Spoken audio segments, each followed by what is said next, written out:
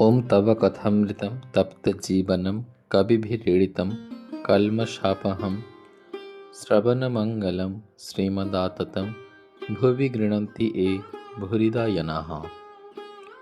পঞ্চম পরিচ্ছেদ। ঈশ্বরের আদেশ প্রাপ্ত হলে তবে ঠিক আচার্য।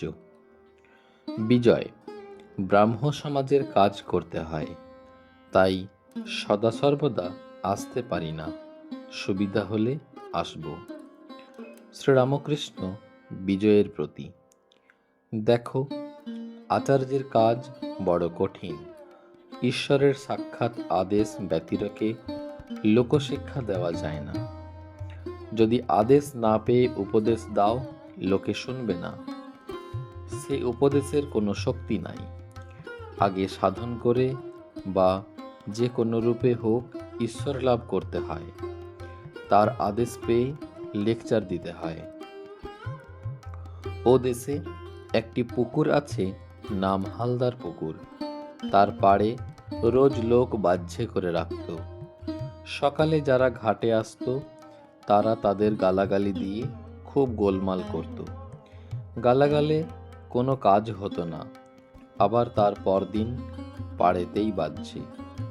শেষে কোম্পানির চাপরাশি এসে নোটিশ টাঙিয়ে দিলে যে এখানে কেউ ওরূপ কাজ করতে পারবে না, যদি করে শাস্তি হবে। এই নোটিশের পর আর কেউ পাড়ে বাহ্যে করত না।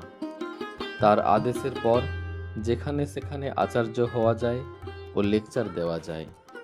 যে তার আদেশ পায় সে তার কাছ থেকে শক্তি পায়, তখন এই কঠিন আচার্যের কর্ম করতে পারে। এক বড় জমিদারের সঙ্গে একজন সামান্য প্রজা বড় আদালতে মোকদ্দমা করেছিল। তখন লোকে বুঝেছিল যে ওই প্রজার পেছনে একজন বলবান লোক আছে, হয়তো আরেকজন বড় জমিদার তার পেছনে থেকে মোকদ্দমা চালাচ্ছেন। মানুষ সামান্য জীব, ঈশ্বরের সাক্ষাৎ শক্তি না পেলে আচার্যের এমন কঠিন কাজ করতে পারে না। বিজয়। মহাশয়, ব্রাহ্ম সমাজে যে উপদেশাদি হয় তাতে কি লোকের পরিত্রাণ হয় না? শ্রীরামকৃষ্ণ। মানুষের কি সাধ্য অপরকে সংসার বন্ধন থেকে মুক্ত করে? যার এই ভুবনমোহিনী মায়া, তিনিই সেই মায়া থেকে মুক্ত করতে পারেন। সচ্চিদানন্দ গুরু বই আর গতি নাই।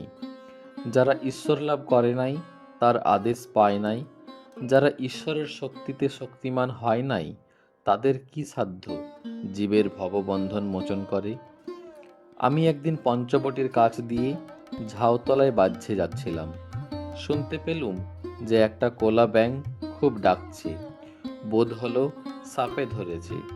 অনেকক্ষণ পরে যখন ফিরে আসছি তখনও দেখি ব্যাঙটা খুব ডাকছে। একবার উঁকি মেরে দেখলুম কি হয়েছে। দেখি একটা ঢোঁড়ায় ব্যাঙটাকে ধরেছে, ছাড়তেও পাচ্ছে না, গিলতেও পাচ্ছে না। ব্যাঙটার যন্ত্রণা ঘুরছে না।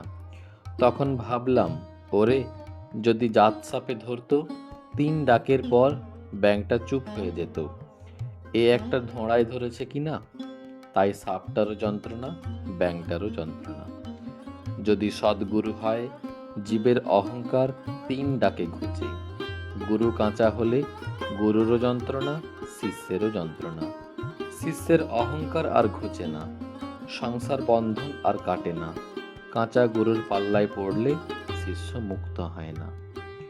ওম নিরঞ্জনং নিত্যমনন্ত রূপং ভক্তানুকম্পাধৃত বিগ্রহং বৈ ঈশাবতারং পরমেশমিড্ডং তং রামকৃষ্ণং শিরসা নমামঃ।